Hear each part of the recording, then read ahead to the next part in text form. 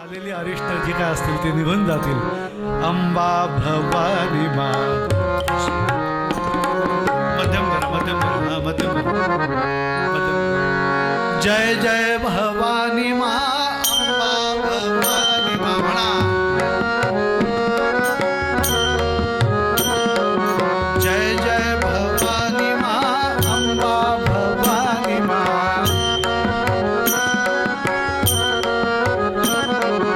दुर्गा भवानी मा. शांता भवानी मा.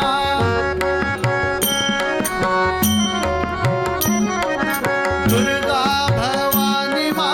शांता भवानी मा.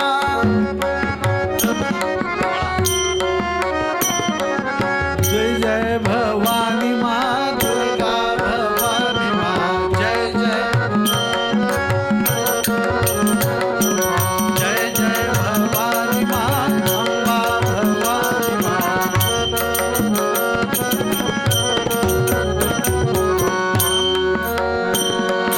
दुर्गा भवानी मा. तुळजा भवानी मा.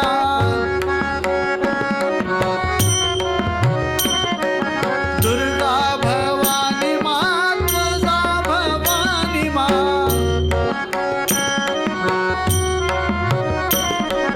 शांता भवानी मा. काली भवानी मा.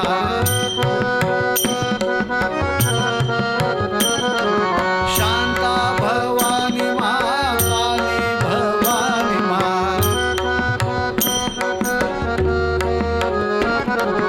जय जय भवानी मा. दुर्गा भवानी मा.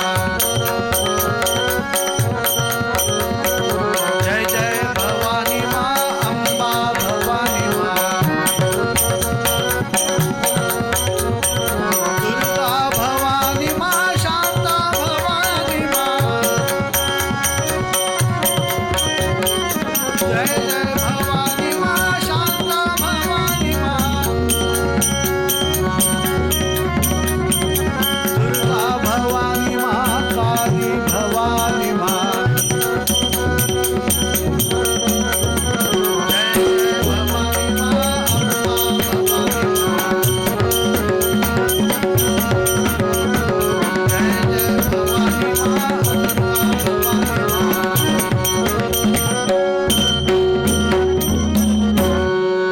श्री जगदंब उदयोस्तु उदयोस्तु उदयोस्तु. यजमानस्य संकल्पित मनोरथा सफला संतु. श्रीराम. बाहुनी सांगितलं माझ्या मुलीनी मनाने सुदर्शनाची निवड केली आणि त्यामुळे मी तिला समजावण्याचा खूप प्रयत्न केला पण नाही ऐकत. त्याला काय करू. आणि म्हणून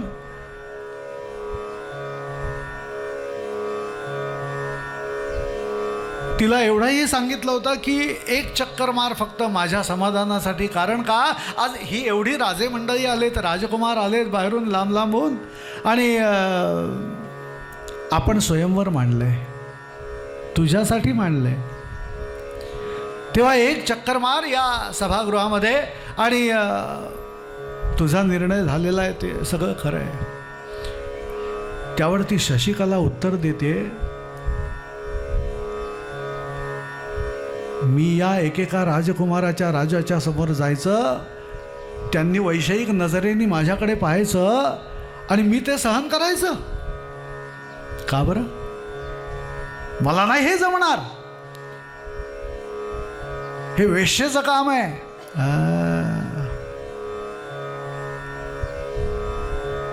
मी काय तशी स्त्री आहे. अनेक राजांच्या समोर जायचं, त्यांच्या समोर जाऊन उभं राहायचं आणि ज्या नजरेने ते पाहतील ती नजर मी स्वीकारायची.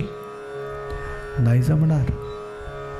तात हे माझ्याच्यानी नाही जमणार आणि मला हे करायला सांगूही नका, भाग पाडूही नका. ओहो हो. माझा निश्चय पक्का आहे, माझा निग्रह पक्का आहे.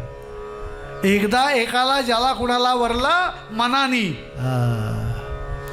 त्याखेरीज कोणीही माझा पती होऊ शकत नाही. पुन्हा पुन्हा पुन्हा ती तेच सांगते. नाईलाज झाला या सुबाहूचा. आणि म्हणून त्यांनी काय केलं, त्या सभेमध्ये जाहीर केलं, तज्ञ माझं ऐकत नाहीये, तेव्हा आपण असं करू, उद्या पुन्हा आणखीन सभेमध्ये या, आपण या सगळ्यांची राहायची, जेवायची, खायची सगळी व्यवस्था केली आहे. एकीकडे अप्सरा नृत्य करतायत, गायन सुरू आहे. हां, कशा करता? हां, आलेले पाहुणे आहेत म्हटल्यानंतर त्यांचं मनोरंजन पण केलं पाहिजे ना. आता आपण पाहतो, साधी क्रिकेटची मॅच असली तरी मनोरंजन असतं. कसं असतं मी सांगायची गरज नाही आहे. आपण पाहता सध्या वर्ल्ड कप सुरू आहे, पण आता तसं काही नाही आहे ना. काय बरं, ते फक्त IPL. हां, काय IPL ना.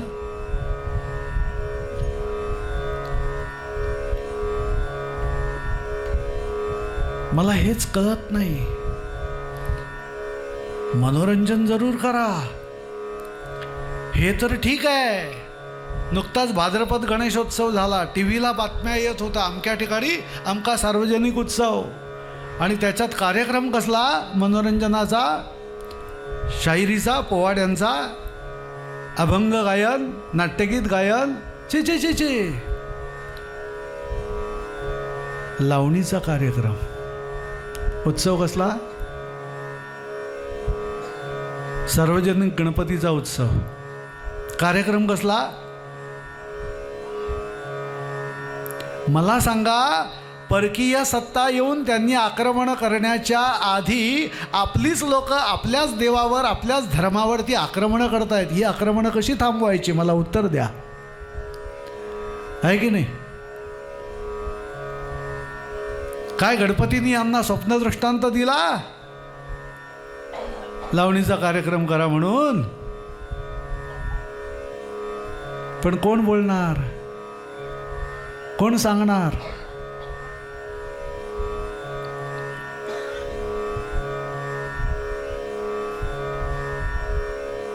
परकीय सत्ता, परकीयांची आक्रमणं ती येण्याच्या आधी आपलीच माणसं आणखीन आपल्याच देवावरती, आपल्याच धर्मावरती आक्रमण करतायत.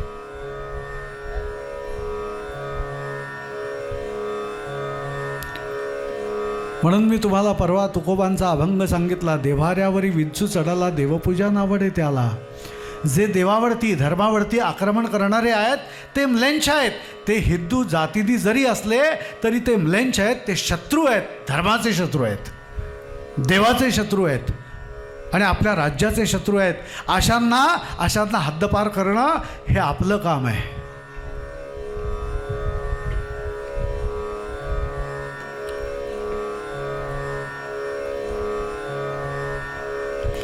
समाजाची जबाबदारी आहे, राज्यात राहणाऱ्या लोकांची जबाबदारी आहे, कोणा एकाची नाही आहे.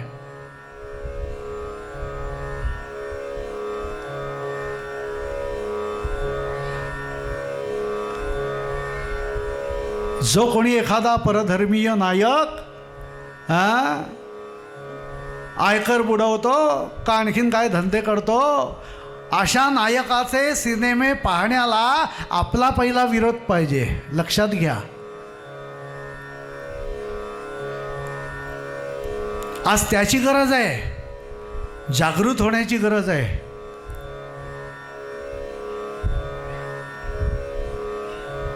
नाहीतर हे असे युधाजीत जसे त्यावेळेला होते तसे आताही आहेत, नाही अशातली गोष्ट नाही आहे. देवावरती, धर्मावरती आक्रमण करणारी मंडळी प्रत्येक युगात असतात आणि म्हणून त्यांना संपवण्याचं काम करायला उद्युक्त करणारी आदिशक्ती जगन्माता योग्य ती आणखीन त्या ठिकाणी कटकारस्थानं रचून त्यांना संपवते, बरोबर संपवते. म्हणून देवी भागवत आहे. ते सगळं वर्णन या देवी भागवतामध्ये आहे. म्हणून देवी भागवत ऐकलं पाहिजे, वाचलं पाहिजे, पारायण केलं पाहिजे. ते याच्यासाठी आहे.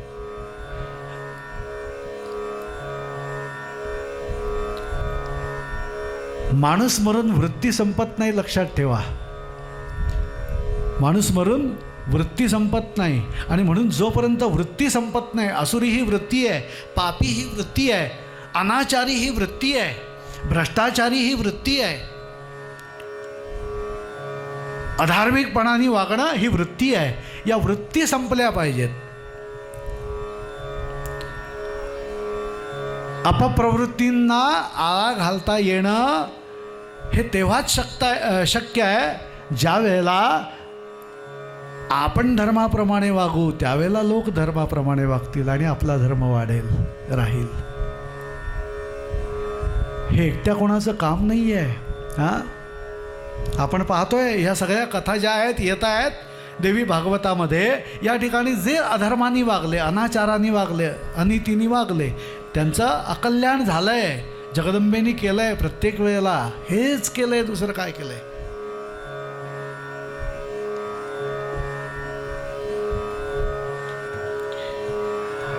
आणि असं सगळं सांगून सुद्धा ज्यावेळेला ती नकार देते राजकन्या, त्यावेळेला नंतर मग राजा काय करतो, त्या दिवशीची सभा विसर्जित झाल्यानंतर एक दिवस रात्री सुमुहूर्त पाहून या कन्येचा, आपल्या शशिकलेचा विवाह लावून देतो.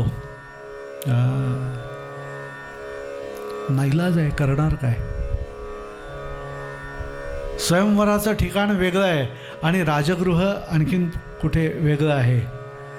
म्हणून आपल्या राजवाड्यात आलेला राजा गुरुजींना, ब्राह्मणांना बोलावून आणि उत्तम रीतीने या सुदर्शनाबरोबर या कन्येचा आपला विवाह लावून देतोय.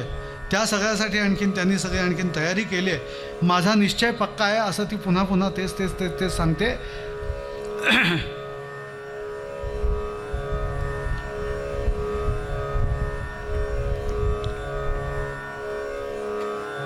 तो युधाजित पुन्हा पुन्हा राजाला मात्र पुन्हा तीच आठवण करून देतोय. पाप्या, अरे तुला जर हे सगळं आधी माहिती होतं तर हा घाट घातलास कशाला स्वयंवराचा. ह्याच्या आधीच आणखीन तिच्याबरोबर लग्न लावून द्यायचं होतंस सुदर्शनाचं. हा घाट ज्या अर्थी घातलास त्या अर्थी तिला यावंच लागेल, एक तरी चक्कर मारावी लागेल त्या ठिकाणी. राजा म्हणाला, ती आता माझ्या ताब्यात नाही राहिली, माझं ऐकत नाही, त्याला मी करू काय. आणि म्हणून राजाने विवाह लावायचा निर्णय घेतला आणि शशिकला आणि सुदर्शन यांचा विवाह त्या ठिकाणी एका रात्री लागलाय. राजा घरातून जो बाहेर पडला तो सरळ मंडपात आला. तिथे त्यांनी सर्वांना निवेदन केलं आणि त्यानंतर मग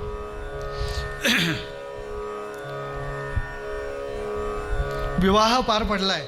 त्या समयी सुबाहूने जावयाला अंधण म्हणून अनेक वस्तू दिल्या, त्यात सुवर्ण अलंकार, स्वरूप सुंदर 100 दासी. ऐकून घ्या काय काय दिलंय.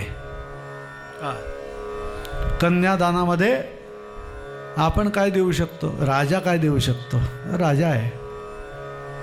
काय काय दिलं राजानी. तसेच पर्वताप्रमाणे शरीर असलेले असे 125 मदमत्त हत्ती दिलेत. नाना प्रकारची बहुमोल रत्न दिली आहेत, वस्त्र दिली आहेत, वाडे दिलेत, 2000 सिंधुकाठचे लढाऊ घोडे आणि भारवाहक असे 300 उंट दिलेत. भरपूर धान्य साठा दिलाय. किती धान्य साठा दिला, 200 गाडे भरून. हे सगळं इथलं वर्णन आहे, ते मी तुम्हाला फक्त वाचून दाखवतोय.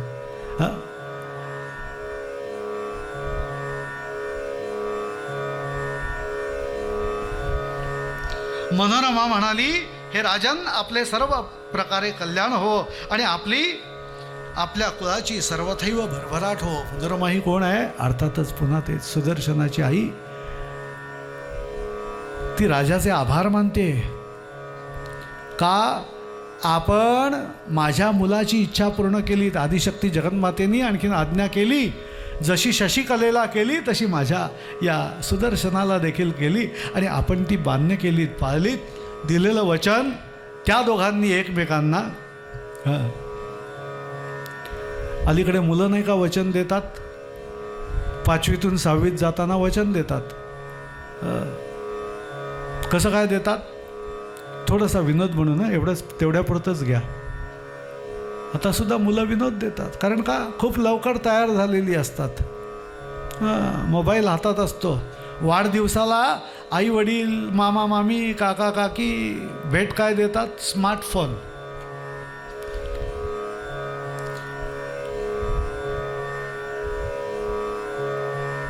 आणि त्यामुळे 5वीतून 6वीत गेल्यावर ते म्हणतात एकमेकांना, 5वीच्या बाकावरती वचन दिले. बस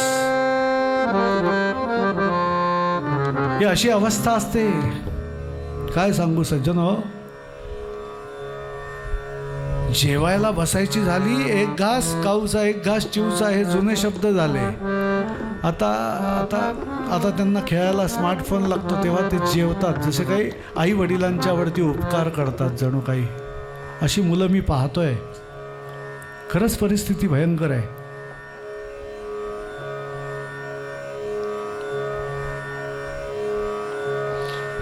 राजा म्हणतोय त्या मनोरमेला, हे वरमाता, आपण मला आपला दास समजा आणि जे काही तुमच्या मनात असेल ते मला सांगा. मनोरमा म्हणाली, राजन, सर्व प्रकारे आपलं कल्याण हो असं मी आणखीन कृपाशीर्वाद नवे आपल्याला आपल्यासाठी आणखीन सदिच्छा व्यक्त करते. आपण आपले कन्यारत्न देऊन आमचा फार मोठा सन्मान केलाय. महाराज, मी सुद्धा कुणा भाटाची किंवा स्तुती पाठकाची मुलगी नाही. उगीच तोंड पुजेपणा करणार नाही आणि म्हणून सत्य तेच सांगते. आपली प्रशंसा मी कोणत्या प्रकारे करावी, कोणत्या प्रकारे आपले उपकार आणखीन मी उपकारांची परतफेड करावी असं मला प्रश्न पडतोय. मनोरमा पुन्हा सांगते, राज्यहीन अशा माझ्या मुलाला आपण कन्या दिलीत आणि एक श्रेष्ठ राजे असताना त्या सगळ्यांना सोडून निर्धन वनवासी सैन्यविहीन फलाहारी पितृविहीन अशा पुत्राला आपली कन्या दिलीत. खूप आनंद झाला. इकडे राजांना सकाळी बातमी लागली, गुपचूप विवाह पार पडला. जे काही स्वयंवरासाठी आलेले राजे होते ना, त्यातले अर्धे या मताचे होते की ठीक आहे, झालं ते चांगलं झालं, तिच्या इच्छेने झालं ना, नाहीतरी हे इच्छा स्वयंवर आहे ना, असून दे. पण युधाजितासारखे जे राजे होते, जे ससैन्य बरोबर आणखीन आलेले होते, ससैन्य आलेले होते, ते राजे वाद घालायलाच पुढे आले. सुबाहूला पाहून ते सर्व राजे रागाने लालबुंद झालेले, एक शब्दही न उच्चारता बसून राहिलेले. सुबाहूनी हात जोडले, पुन्हा सांगितलं, म्हटलं क्षमा करा, कन्येचा विवाह पार पडलाय, आपण निदान भोजनाचा आस्वाद तरी घ्या. राजा सांगतोय, हट, कसलं आलंय भोजन, कसलं काय, आम्हाला फसवलंस. हे जर सगळं ठरलेलं होतं तुझं आधी, तर कशा करता आम्हाला आणखीन इकडे बोलावलंस. पुन्हा तेच. इतर काही जणांचं असं मत पडलं, असे केल्यामुळे काय साध्य होणार आहे. त्या बिचाऱ्या सुबाहूचा तसा विचार केला तर दोष तरी काय आहे. खरी गोष्ट आहे, सुदर्शन आणि शशिकला या दोघांचा आणखीन एकत्रित आणखीन राहण्याचा विचार झाला, विवाह करण्याचा विचार झाला, तर तो सुबाहू तरी काय करणार आणि त्याची पत्नी तरी काय करणार, असंही काही राजांचं मत आहे. आणि तेही बरोबर आहे सज्जन हो. आणि त्यानंतर मग जे व्हायचं तेच झालं. काय झालं,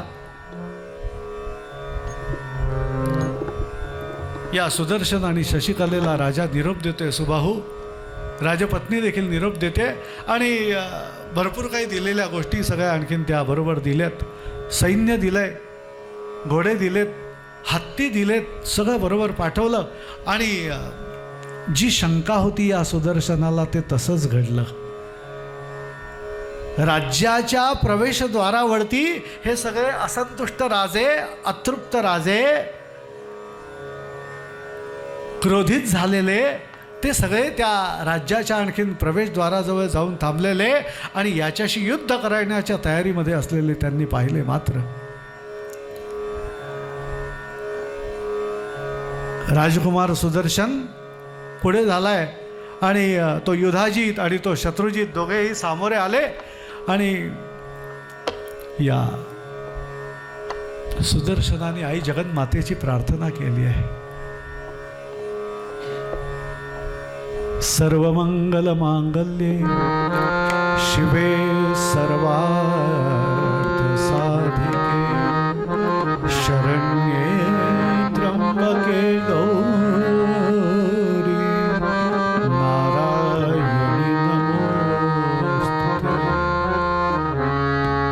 सृष्टी स्थिती विनाशाला. प्रार्थना करतोय जगदंबेची, आई आई संकट आलंय, काय करणार, तुझ्याशिवाय दुसरं कोण आहे. तारणहार, माझ्यासाठी तू एकटी आहेस बस. आणि जगन्मातेनी याला जसं आश्वासन दिलं होतं तशी जगन्माता त्या ठिकाणी प्रगट झाली आहे. केवळ प्रसन्न नव्हती, प्रगट झाली होती. आणि बरोबर ज्या ठिकाणी तो युधाजित आणि शत्रुजित दोघे जण ससैन्य आणखीन तिकडे याच्या समोर उभे ठाकलेले होते. आता युद्ध सुरू होणार नव्हे नव्हे. या युधाजितांनी आणि शत्रुजितांनी आपापल्या भात्यांमधून बाण काढले आणि शरवर्षाव जणू काही आणखीन दाटी त्या या सुदर्शनाच्याकडे आणखीन सुरू केली आहे. अनेक बाण, अनेक तलवारी या शत्रुजितांनी आणि त्याच्या सैन्यानी याच्यावरती उगारल्या. आणि याच वेळेला आई जगन्माता आकाशामध्ये उभी राहिली आहे. आदिशक्ती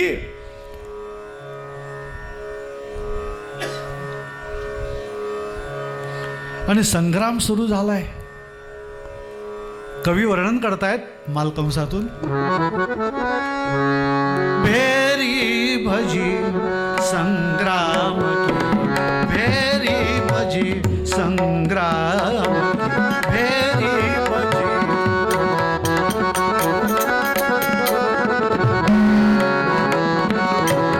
भेरी भजी संग्राम की जयनाद से गूंजी दिशाय, जयनाद से,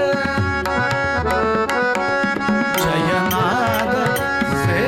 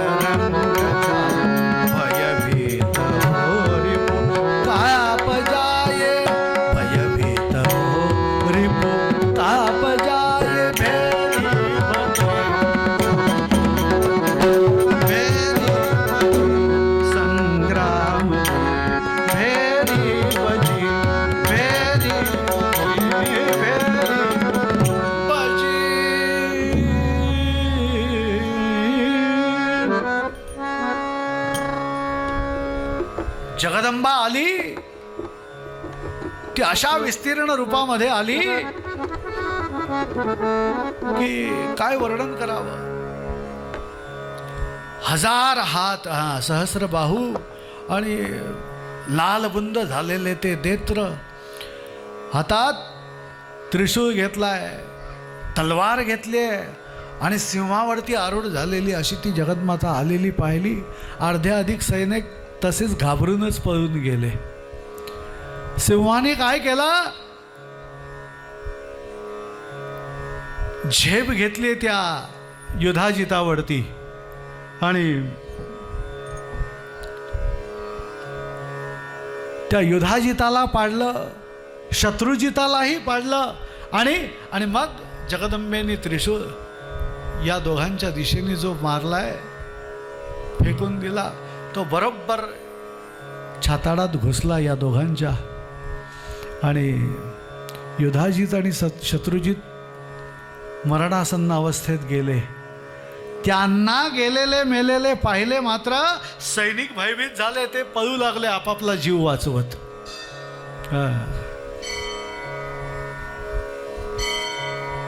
घंटानाद काय, शंखनाद काय, असं चालू होतच.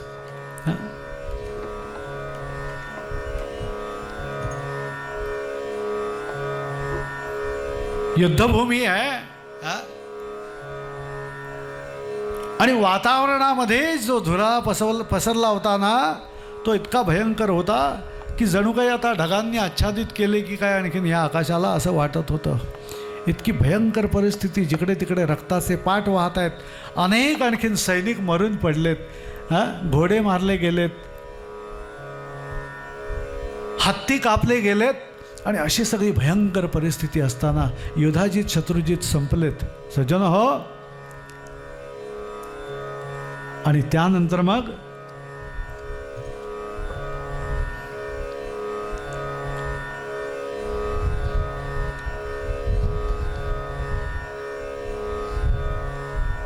त्या सुदर्शनाने जगदंबेचे आभार मानलेत. नवे नवे साष्टांग दंडवत घातलंय शशिकलेनी आणि सुदर्शनाने. हे आई जगदंबे, जसं म्हणालीस तसं केलंस, कृपा केलीस खरंच आमच्यावरती. आणि आमचं या आणखीन युद्धजन्य परिस्थितीमध्ये रक्षण केलंस. हे भवानी, अशी लीला रचना तूच तर केलीस, नाही तर तुझ्या आणखीन ओहो हो हो हो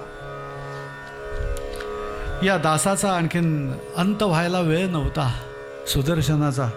आणि त्यानंतर मग सुबाहूला देवीनी वरदान दिलंय. त्या समयी राजा सुबाहू म्हणाला, हे कल्याणी, एका बाजूला सर्व पृथ्वी आणि स्वर्ग यांचे अधिपत्य आणि दुसरीकडे फक्त तुझे दर्शन. यात तुझे दर्शनच श्रेष्ठ आहे. राजाला अंतरी वैराग्य प्राप्त झाल्यासारखी परिस्थिती झाली. पण तरीसुद्धा तू वर मागतेस, माग असं म्हणतेस, म्हणून मी मागतोय की जर का काही द्यायचं झालं सुबाहूला, ती जगन्माता प्रसन्न झाली म्हणजे शशिकलीच्या वडिलांना. आणि तिथे सांगितलं, प्रसन्नच मी वरमगृही. काय पाहिजे बोला राजे महाराज. सुबाहू, अरे तुला काय पाहिजे सांग, काय देऊ. त्यावेळेला त्या सुबाहूनी मागणं मागितलं आदिशक्तीकडे, तुझ्या ठिकाणी नेहमी माझी आणखीन श्रद्धा अविचल राहावी. तू याच नगरीत, या काशी नगरीमध्ये नित्य वास्तव्य करावं आणि दुर्गादेवी असं नाव धारण करावं. का? भगवान शंकरांचं अधिपत्य इथे आहेच, अधिष्ठान इथे आहेच. तेव्हा जगन्माता पार्वती म्हणजेच दुर्गा, तू दुर्गा रूपाने आणखीन या नगरीमध्ये राहावं आणि या इथल्या काशीतल्या आणखीन सगळ्या भक्तगणांचं कल्याण करावं अशी इच्छा आहे. दुसरं काहीच मागणं नाही आहे. आणि असं राजाने बोलून झाल्यावर ती देवी हात जोडून समोर उभ्या राहिलेल्या त्या राजाला म्हणाली, हे राजा, अरे मी या मोक्षदायिनी नगरीमध्ये नेहमीच असेन. नगरी कोणती? अर्थातच वाराणसी, काशी. या काशीमध्ये जसे भगवान शंकर आहेत, कल्याणकारी भगवान आहेत जसे, तसेच त्या ठिकाणी त्या दुर्गेचं आणखीन अधिष्ठान आणखीन वेगळं असं मंदिर उभं केलं गेलं. सज्जन हो, त्या जगदंबेनी सांगितलं. तेव्हा राजा म्हणाला, जगन्माते, आई आदिशक्ते, तू प्रसन्न झालीस, प्रगट झालीस. इकडे माझं आणखीन दुर्गादेवी रूपाने तू इकडे राहायलाही, वास्तव्य करायलाही आणखीन तयार आहेस. पण तरीसुद्धा तुझी सेवा कशी करायची, कुठे राहायचं, काय करायचं आणि अशा प्रकारच्या प्रश्नांनी मी गोंधळून गेलो आहे. तेव्हा जरा अजून सविस्तर काहीतरी सांग की ज्या योगे मला तुझी उत्तम सेवा करता येईल. तुझ्या सेवेमध्ये न्यून काही राहणार नाही, असं काहीतरी सांग.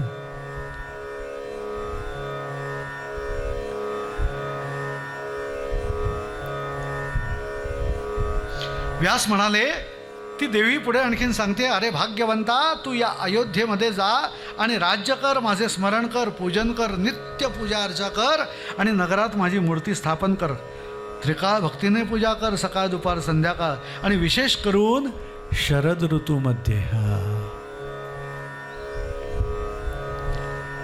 शरद ऋतूमध्ये सदैव पूजा करावीस, भक्तिभावपूर्वक नवरात्र साजरं करावंस. चैत्र, आषाढ, आश्विन आणि माघ या महिन्यात केलेली पूजा अधिक फलदायी आहे आणि अधिक मला आवडणारी अशी आहे.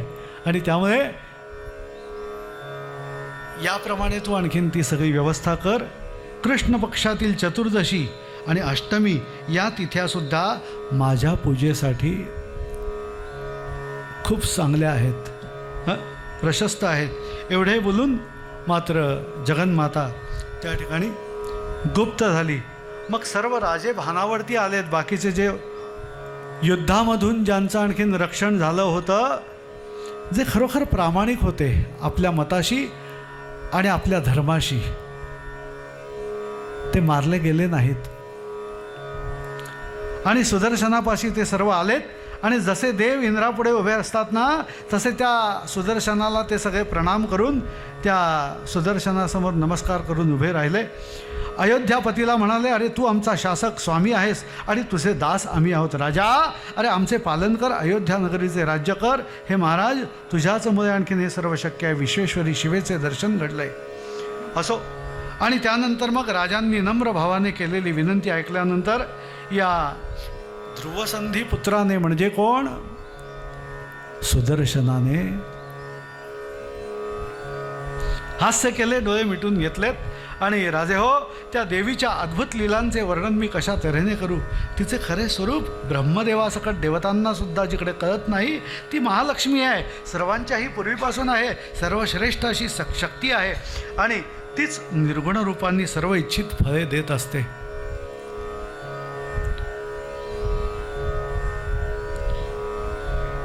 मग राजांनी त्याला विचारलं, राजा सुदर्शना, लहान असतानाच तिचा बीज मंत्र तू ऐकलास आणि तेव्हापासून त्या कामबीजाचा जप करण्याचा छंद मला जडला, सुदर्शन सांगतोय. आणि ऋषींनी मला मात्र तिच्याबद्दलची माहिती अधिक दिली आणि मग आवडीने मी रात्रंदिवस जप करीत होतो. आणि असं सगळं सुदर्शनाच्या मुखातून हे सगळं वृत्तांत ऐकला, त्याचा पूर्व वृत्तांत. आणि त्यानंतर मग सुदर्शनाचा विजय झाला, शत्रुजीचा मृत्यू झाला, हे वृत्त अयोध्येमध्ये कळलं आहे. कोसल देशामध्ये म्हणजेच अयोध्येत कळलं. आणि त्यानंतर मग या सुदर्शनाने काय केलं, आपल्या सावत्र मातेची आणखीन चौकशी केली. आल्यानंतर पहिल्यांदी, आई लीलावती माते, मला क्षमा कर.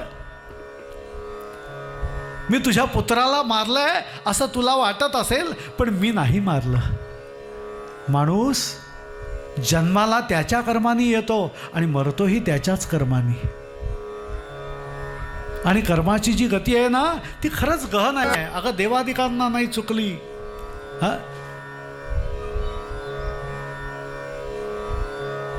त्या विष्णूंना तर दशावताराच्या निमित्ताने का होईना, पण गर्भवासाचं दुःख भोगावं लागलंय.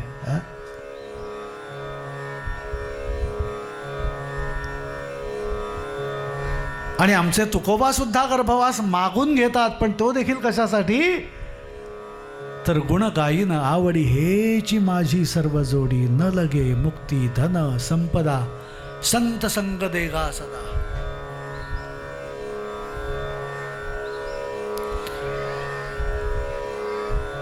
आणि म्हणून त्या लीलावतीची प्रार्थना केली, आई मला क्षमा कर. आई,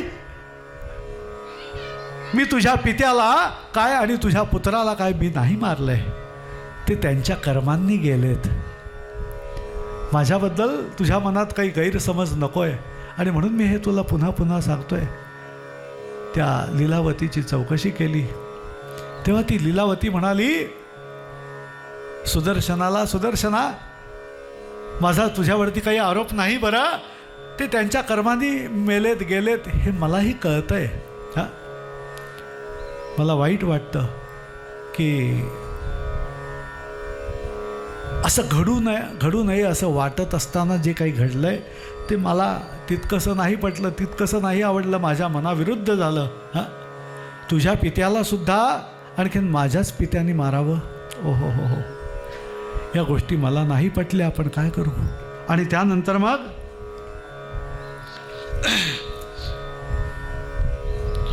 हे माते, माझ्या नशिबी वनवास आला तरी सुद्धा मनात दुःख वाटून न घेता मी जसा राहिलो ना, तसंच आपलं पूर्वार्जित कर्म आहे ते भोगल्या वाचून संपत नाही. प्रारब्ध कर्मणाम भोगादेव क्षय, हा असा कर्मविपाकाचा सिद्धांत आहे.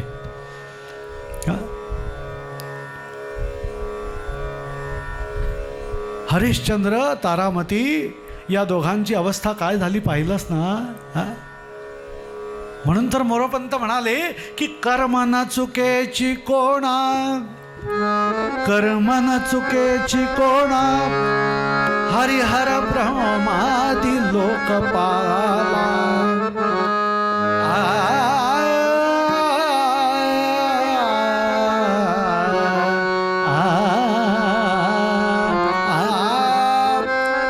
कर्म न चुकेची कोणा, हरिहर ब्रह्मादी लोकपाला.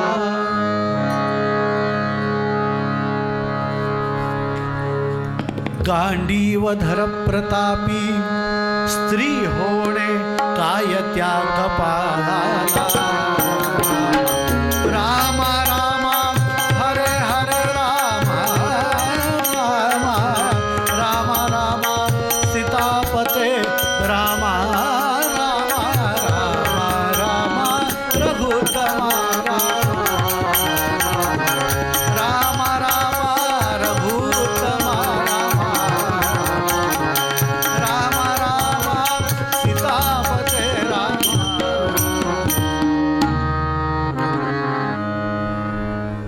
पंत म्हणाले कर्म न चुकेची कोणा, कोणाला नाही चुकलं. अहो देवादिकांना नाही, तिथे आपली काय गत आहे, आपण तर सामान्य जीव आहोत. हरी हर ब्रह्मादी लोकपाला. ब्रह्मा विष्णू महेशांना कर्म चुकलं नाही आहे.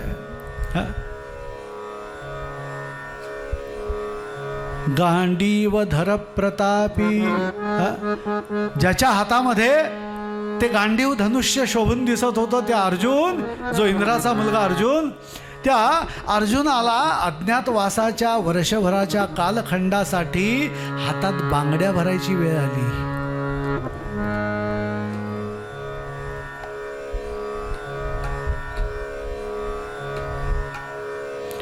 एरवी नरवीर अर्जुन लपवला जाऊ शकत नव्हता. सज्जनो, हे कर्माचे परिणाम आहेत. सूरदासांचं प्रसिद्ध पद आहे, आपल्याला माहिती आहे.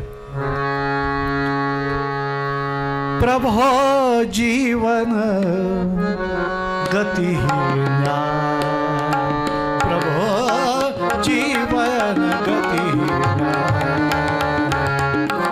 दैव किती अविचारी, दैव किती अविचारी, विभो जीवन गतिहीना, विभो जीवन गतिहीना, विभो जीवन गतिहीना. मूर्ख भोगितो राजवैभवा, मूर्ख भोगितो राजवैभवा, पंडित फिरत भिकारी, भिकारी पंडित फिरत भिकारी.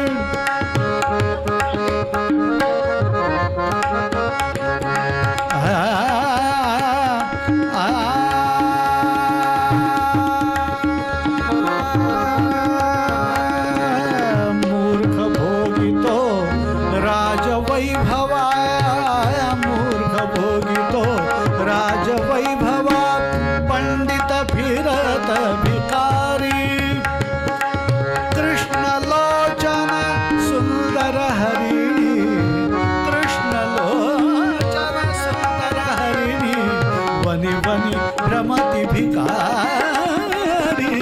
दैव किती अविचारी, दैव किती अविचारी, विभो जीवन गतिहीना, विभो जीवन जीवन जीवन गतिहीना.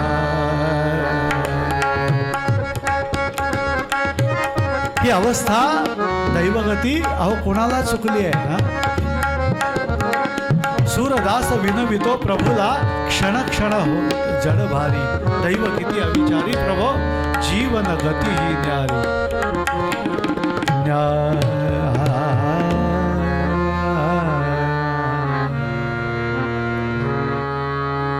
असो देवी भागवताच्या या संपूर्ण कथा भागामध्ये एक महत्त्वाचा भाग असतो आणि तो म्हणजे कुमारिकेचं पूजन. आपल्या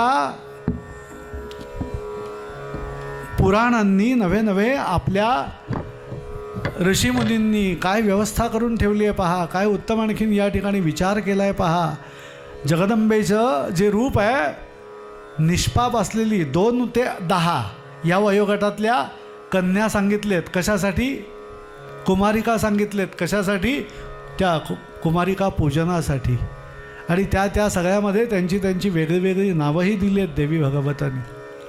सांगायचं तात्पर्य स्त्रियांना मान दिला नाही, चूल आणि मूल याच्यातच अडकावून ठेवलं वगैरे वगैरे वगैरे जे काही आरोप केले जातात ना पुरुषी अहंकार सांभाळत आजपर्यंत लोक जगत आले. आणि असेच जगणार असं म्हणणाऱ्यांनी लक्षात घेतलं पाहिजे की आपल्याकडे ही एवढी उत्तम व्यवस्था आहे. आदिशक्ती असलेल्या आदिशक्ती स्वरूप असलेल्या या कुमारिकेचं पूजन सुरू आहे. आपण पहा, हे मुद्दाम आज मी यजमानांना सांगितलं होतं की एक दिवस तरी या संपूर्ण या सगळ्या आणखीन समाजाच्या समोर एकदा होऊन द्या कुमारिका पूजन.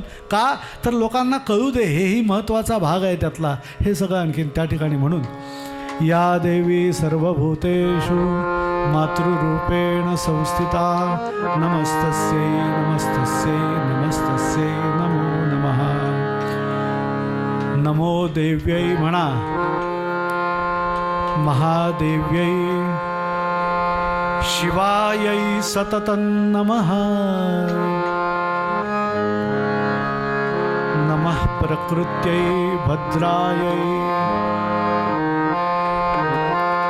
नियता प्रणता स्मता. या देवी सर्वभूतेषु श्रद्धारूपेण संस्थिता नमस्तस्यै नमस्तस्यै नमस्तस्यै नमो नमः.